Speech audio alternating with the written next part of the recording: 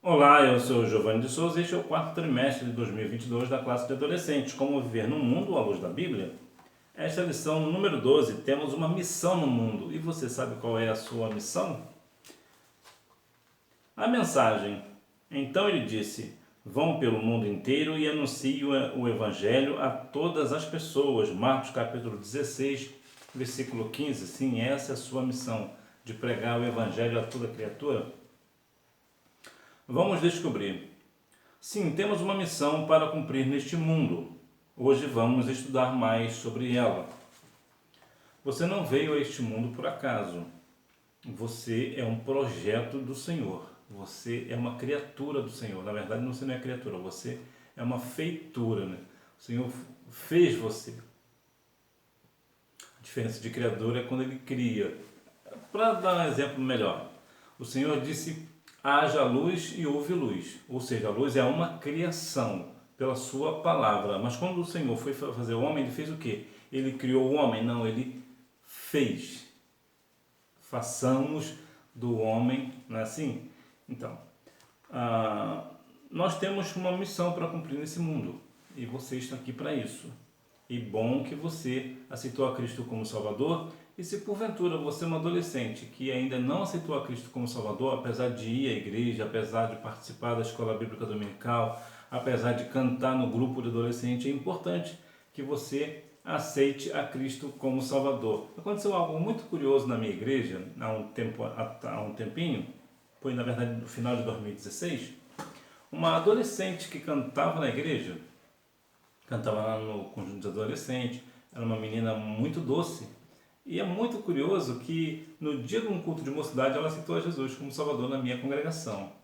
Eu achei aquilo tão bonito, porque na verdade você vê que ela estava cantando na igreja, participava da escola dominical, participava de todos os trabalhos da igreja, mas ainda não tinha aceitado a Cristo como Salvador. É importante que, se porventura você não o fez ainda, é importante que você faça, né? Não seja assim um filho de crente, né? Mas que você seja realmente um cristão na pessoa do Senhor. E só para lembrar, né? Crente e cristão é a mesma coisa. Crente, cristão, evangélico, gospel é a mesma coisa.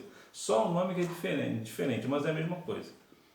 Então, para que você venha a ser realmente um cristão, uma pessoa salva na pessoa de Cristo, é importante que você aceite a Cristo como Salvador. Depois que você aceita Cristo como Salvador, ou alguém aceita Cristo como Salvador, quando nós aceitamos a Cristo como Salvador, o nosso papel agora é fazer com que outras pessoas também cheguem ao pleno conhecimento da verdade, que é Cristo Jesus. Então, quando você aceita Cristo como seu Salvador, você faz com que também outras pessoas, né? Você leva Jesus para outras pessoas também. Esta é a nossa missão no mundo, é pregar o Evangelho a toda criatura. Hora de aprender a missão dos discípulos de Jesus, entendendo a missão. Agora todos os creem em seu nome e o reconhecem como o único e suficiente Salvador ganham o direito de serem chamados filhos de Deus. Deus está pronto para perdoar todo pecador que se arrepende. A grande notícia é esta: Deus ama ao pecador e, por sua graça, perdoa todos aqueles que se arrependem e confessam seus pecados crendo em Cristo Jesus. Todo aquele que crê no Senhor Jesus será salvo quando a pessoa reconhece a Cristo como Salvador. Há pessoas que até acreditam em Jesus, mas não o reconhecem como Salvador. Então essa pessoa não será salva. A pessoa só é salva quando crê em Jesus e o reconhece como Salvador, quando ele deixa claro que Jesus é o seu Salvador. E o Senhor, nosso Deus, ele perdoa todo aquele que vem ao Senhor, que aceita Cristo como Salvador. Ele perdoa todo aquele que arrependido confessa o seu pecado. Muitas vezes as pessoas parece que se arrependem, mas na verdade não se arrependem, né? Só querem se safar da consequência do pecado. Mas isso não engana Deus. Deus não tem o culpado por inocente. Entretanto, é importante que nós venhamos compreender que quando o Senhor ele vai sempre nos perdoar, Isaías 55 vai nos dar um norte sobre este negócio. Isaías capítulo 55 nos fala assim a palavra: capítulo 55, versículo 7. Deixe o ímpio o seu caminho e o homem maligno os seus pensamentos. Converta-se ao Senhor, que se compadecerá dele, e torne para o nosso Deus, pois grandioso é em perdoar. O Senhor, não há pecado que o Senhor não perdoa, desde que uma vez confessado. Entretanto, é claro, é bom deixar claro, eu sempre gosto de deixar isso aberto, apesar que é uma situação muito delicada de dizer, mas precisamos falar a verdade. A Bíblia diz que Deus é grandioso em perdoar, como eu li para você, é verdade. Todo pecado confessado, o Senhor perdoa, é verdade. Mas aquele que comete o suicídio, por exemplo, ele não tem perdão. Por que ele não tem perdão? Porque ele não tem tempo de se confessar e de se arrepender. E a pessoa que comete o suicídio, ele não tem vida com Deus, como diz 1 João capítulo 3, versículo 15.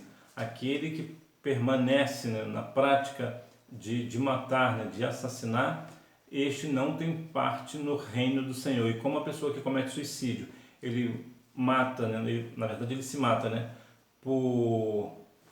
premeditadamente, então ele não tem salvação, a não ser que por acaso ele não vá bem sucedido nessa tentativa de tirar a sua vida, e não tira a sua vida instantaneamente. Então ele tem um tempo para se arrepender e depois ele morre. Aí nesse caso, como ele não morreu na hora, então nesse caso, se ele se arrepender durante esse intervalo, aí sim ele terá perdão. Então você vê que o Senhor, ele grandioso é em perdoar. Então todo aquele que confessa ao Senhor o seu pecado, este será perdoado.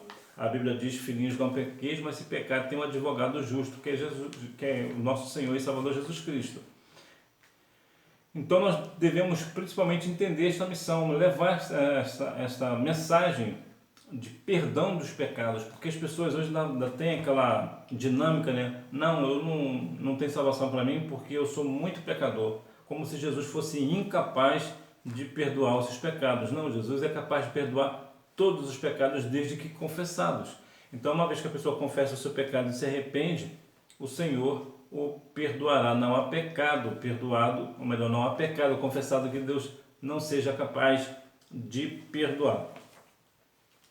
Cumprindo a missão, cada cristão tem a responsabilidade de anunciar a mensagem de Jesus Cristo para outras pessoas, independente de idade, tempo de convertido, temperamento pessoal, cargo ministerial.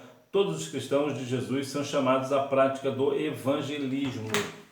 É muito interessante que vamos falar sobre o seguinte: conhecer Jesus é um privilégio, fazer outras pessoas o conhecer é uma responsabilidade de cada um de nós.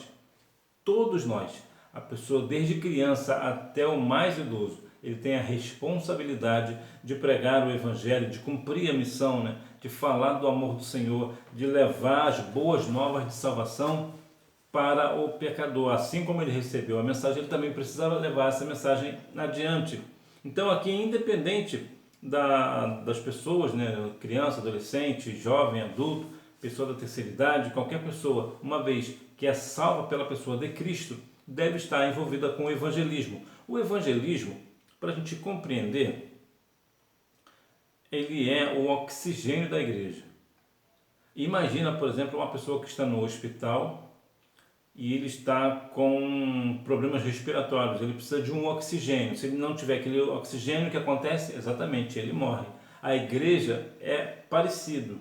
É claro que a igreja não está morrendo assim, mas se a igreja não evangelizar, ela morre. Vou te dar um exemplo. Supondo que uma igreja tenha aí 50 membros. Se essa igreja não for envolvida com o evangelismo, à medida que o tempo passa, o que acontece? Ninguém aceita Cristo como Salvador naquela igreja. Então aquelas pessoas vão envelhecendo, os 50 que estão lá vão envelhecendo e vão partindo para a eternidade. Haverá um tempo que não haverá mais ninguém na igreja, por quê? Porque os 50 pessoas que estavam lá, todos já morreram. Então, como a igreja ali não evangelizou, ela morreu, ela fechou as portas. Então, é claro que no sentido amplo do mundo, nunca, jamais a igreja do Senhor será morta. O Senhor jamais permitirá, a igreja do Senhor jamais morrerá no sentido completo da palavra, né? Morrer em todo o mundo de uma vez, não acontecerá. Mas uma igreja ou outra, talvez a minha igreja, talvez a sua igreja, se não evangelizar, essa sim, essa não tem outra alternativa senão morrer. Por isso que eu sempre digo que o evangelismo é o oxigênio da igreja, porque como todos nós morreremos, mas como nós estamos evangelizando, à medida que as pessoas morrem, outras pessoas vão chegando também, porque estão aceitando a Cristo como Salvador, porque a igreja é envolvida com missões, a igreja é envolvida com o evangelismo. E toda igreja precisa ter este negócio em pauta, haja vista que vemos que hoje as igrejas estão muito preocupadas em arrumar templo, melhorar o templo, não que isso seja ruim, mas à medida que a pessoa conserta o templo, vamos assim dizer, melhora o templo, não faz um trabalho de evangelismo. Parece que a coisa mais importante na igreja de se fazer é manter a igreja bem, funcionando tranquilamente e está tudo bem. Tem a escola bíblica dominical aos domingos, tem os cultos de adoração durante a semana, tem o culto de adoração no domingo e está tudo bem. Não, não está tudo bem. Nós devemos ir para o mundo, nós devemos levar esta palavra do Evangelho a toda criatura, como Jesus nos ensinou. Como nós não conseguimos levar para todas as pessoas do mundo, nós levamos para aquele nosso vizinho, para aquela nossa pessoa da família, até mesmo para aquela pessoa que você sabe que não gosta muito de você, mas você precisa levar o Evangelho para ela também. Até para aquelas pessoas que nós sabemos que não gostam de nós, nós também devemos levar o Evangelho para essa pessoa. Chamados para fazer a diferença. O sal puro jamais perde suas propriedades. Ele só perde seu sabor se estiver contaminado. Assim como o sal, os cristãos devem estar presentes na sociedade fazendo a diferença na medida em que se diferenciam dela, porque obedecem a Cristo. É certo de que você nunca comerá um sal com gosto de arroz, né? Também não come um sal com gostinho de macarrão, né? Por quê? Porque o sal não pega sabor de ninguém. E é ele que dá o sal, ele que dá o sabor, né? O sal não, ele que dá o sabor. Assim também é a igreja de Cristo. Você não pega sabor de ninguém, ou seja, ninguém consegue influenciar você, é você que influencia os outros. Então, o que acontece? Veja a questão da sal e luz, né? Nós somos sal da terra e luz do mundo. Então o sal, ele não perde o seu sabor quando ele não é contaminado, né? Que é o sal insípido, né? O sal insípido ele perde o seu sabor.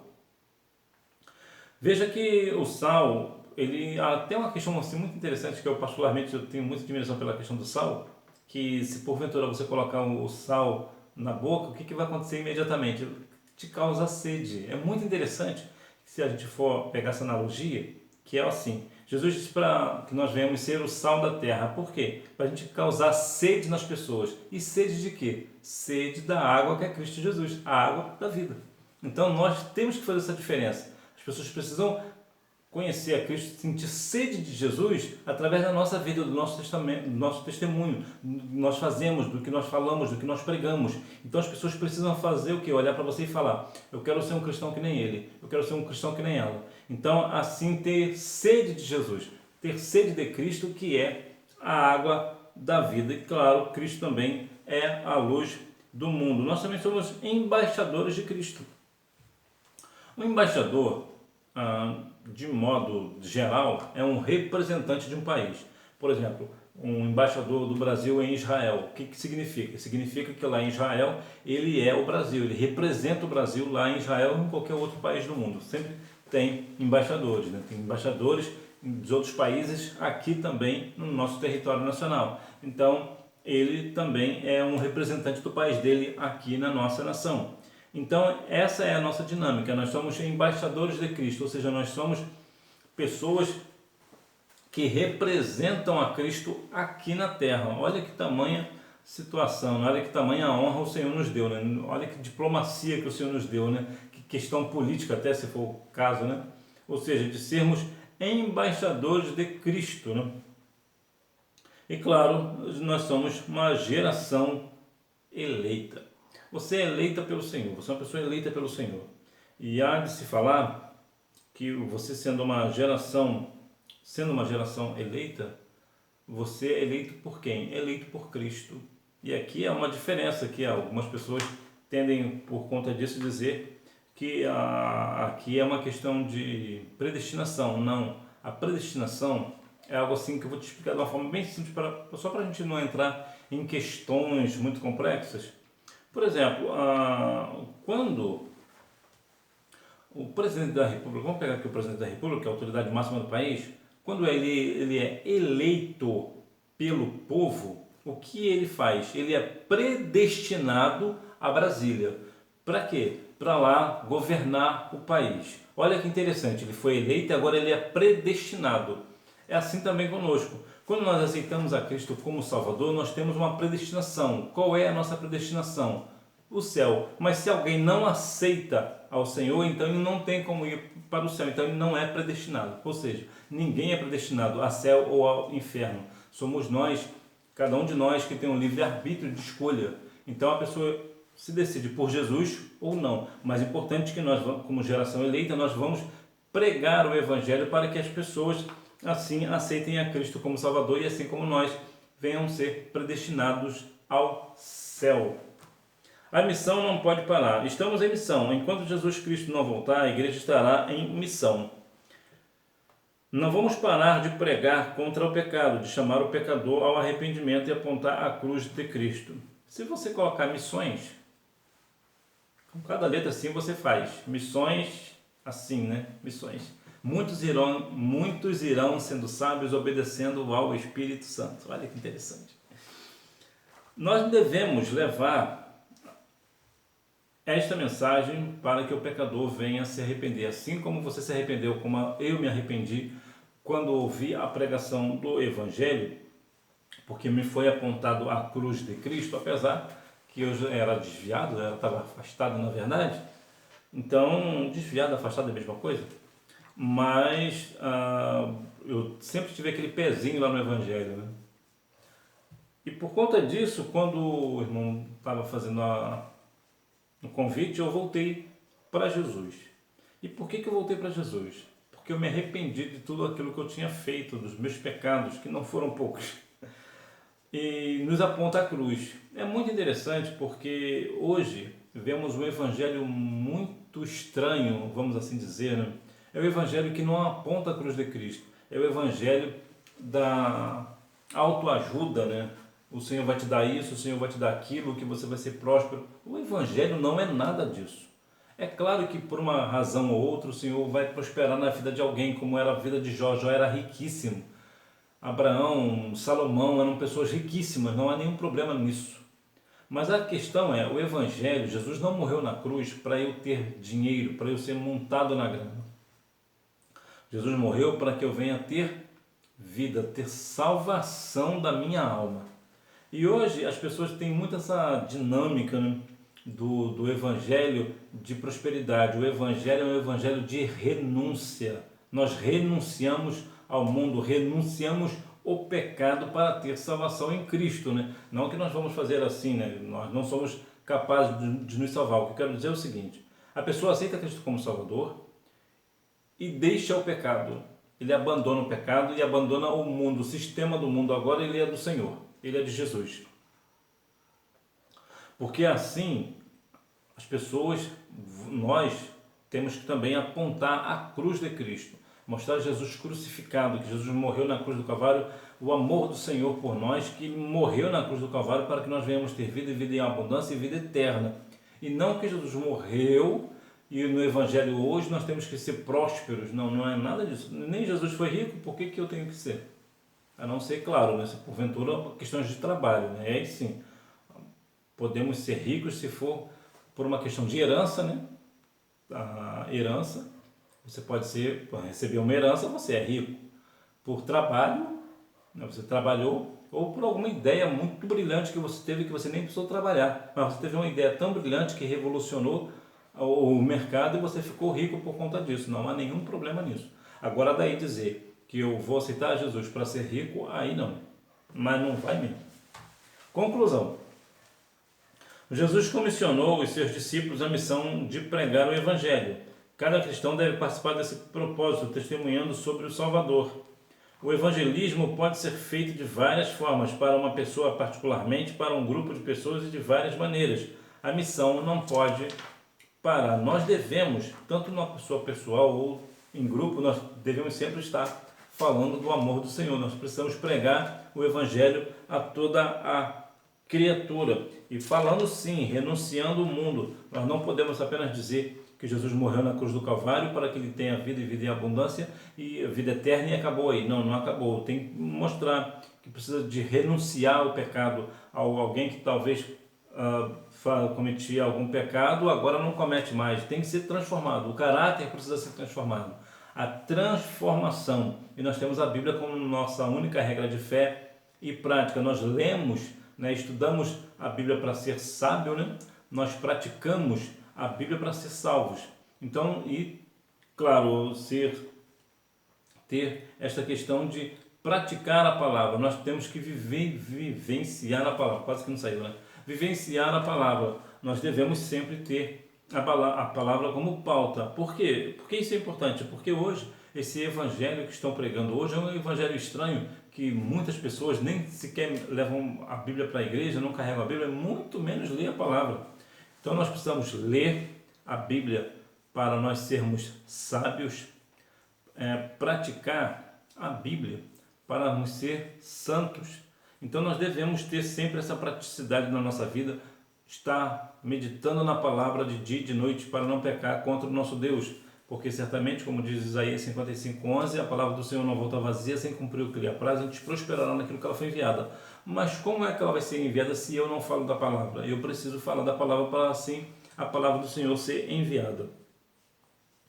Vamos praticar, número 1, sal e luz, embaixadores de Cristo e geração eleita. A resposta número 2 é uma resposta pessoal.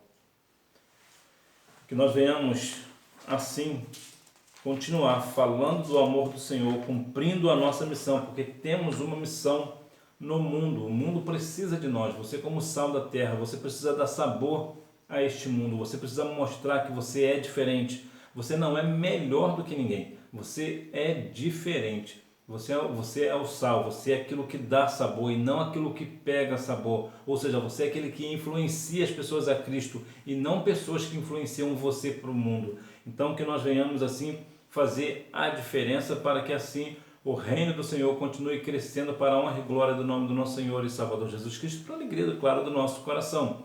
E que Deus em Cristo continue abençoando a sua vida, que você tenha uma boa, não deixe de ir à escola bíblica dominical, até porque quem faz a escola é o aluno. Tchau!